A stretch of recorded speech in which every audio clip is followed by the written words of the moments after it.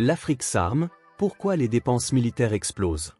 Mes chers amis, et si l'Afrique était en train de vivre l'une des transformations les plus importantes de son histoire moderne? Pendant que l'attention du monde est tournée vers l'Ukraine, le Moyen-Orient ou les tensions en Asie, un phénomène spectaculaire se déroule discrètement sur le continent africain. Du Mali à l'Éthiopie, du Niger au Rwanda, les armées se modernisent à grande vitesse. Des drones de combat sont achetés. Des blindés arrivent par centaines. Des hélicoptères militaires renforcent les flottes aériennes. Des systèmes de missiles sont déployés. Partout, les dépenses militaires augmentent. Mais pourquoi? L'Afrique se prépare-t-elle à de nouveaux conflits? Ou assistons simplement à une réaction face à des menaces de plus en plus dangereuses? Et surtout, pourquoi les grandes puissances mondiales se battent-elles pour vendre leurs armes aux pays africains? Dans cette vidéo, nous allons explorer les raisons profondes qui expliquent cette montée spectaculaire des dépenses militaires en Afrique. Vous allez découvrir que derrière chaque achat d'armes se cache une histoire de sécurité, de souveraineté, mais aussi de géopolitique mondiale. Installez-vous confortablement. Commençons. Une Afrique sous pression. Pour comprendre pourquoi les achats d'armes augmentent, il faut d'abord regarder la réalité sécuritaire du continent. Depuis plusieurs années, de nombreux pays africains sont confrontés à des défis sans précédent. Au Sahel, des groupes djihadistes multiplient les attaques. Des villages sont régulièrement ciblés. Des routes deviennent dangereuses. Des régions entières échappent parfois au contrôle des autorités. Le Mali, le Burkina Faso et le Niger sont particulièrement touchés. Face à cette situation, les gouvernements cherchent à renforcer leurs capacités militaires. Mais le Sahel n'est pas le seul foyer d'instabilité.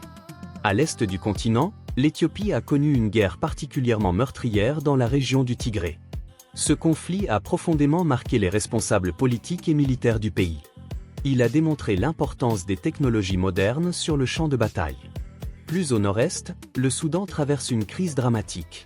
Les affrontements entre différentes forces armées ont plongé le pays dans une situation extrêmement difficile. Des millions de personnes ont été déplacées. Les infrastructures ont subi d'importants dégâts. Et l'insécurité continue d'inquiéter toute la région. Dans plusieurs autres pays africains, les gouvernements doivent également faire face à des trafics transfrontaliers, à la criminalité organisée et à des tensions régionales. Résultat, la sécurité est devenue une priorité absolue. Face à ces menaces, les dirigeants considèrent qu'ils ne peuvent plus compter uniquement sur les méthodes traditionnelles. Ils veulent des armées plus modernes, plus mobiles et surtout plus efficaces. Pourquoi les armées africaines achètent plus d'armes?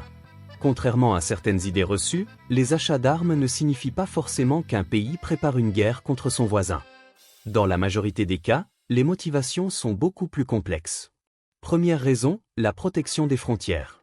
De nombreux États africains possèdent des frontières extrêmement vastes. Parfois plusieurs milliers de kilomètres. Surveiller efficacement ces territoires représente un défi colossal. Deuxième raison, la lutte contre le terrorisme.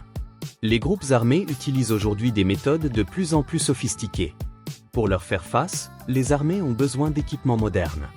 Troisième raison, la protection des ressources stratégiques.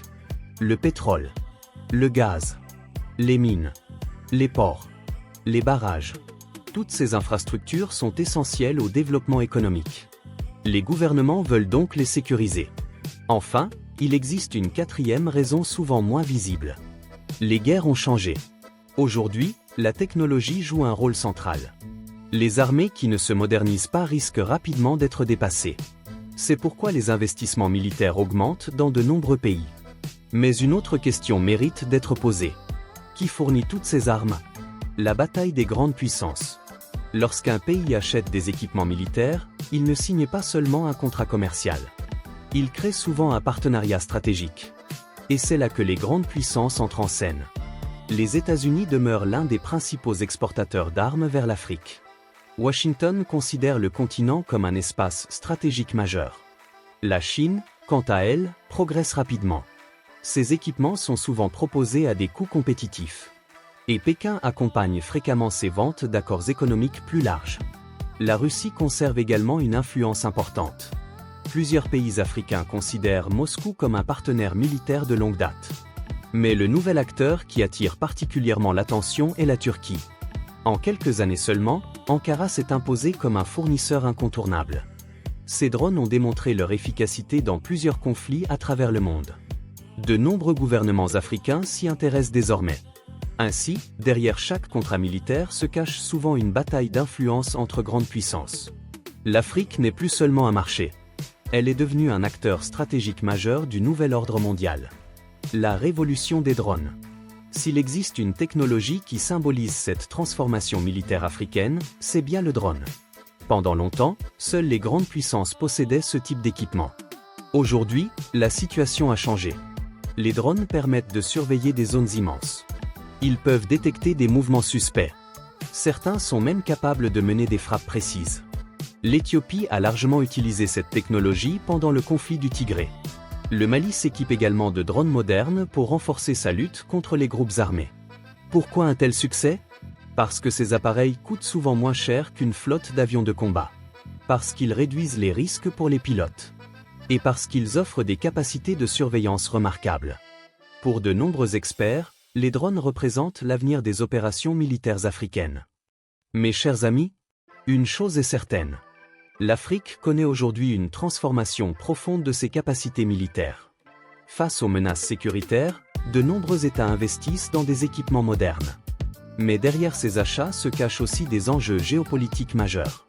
Les grandes puissances se disputent l'influence sur le continent. Les technologies évoluent rapidement. Et les équilibres régionaux changent progressivement. La question reste donc ouverte. Assistons-nous à une simple modernisation des armées africaines ? Ou au début d'une nouvelle course aux armements? Dites-moi ce que vous en pensez dans les commentaires.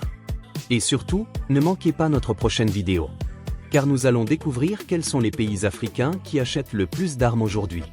Et certains résultats risquent de vous surprendre. Merci de votre fidélité. À très bientôt pour une nouvelle analyse géopolitique.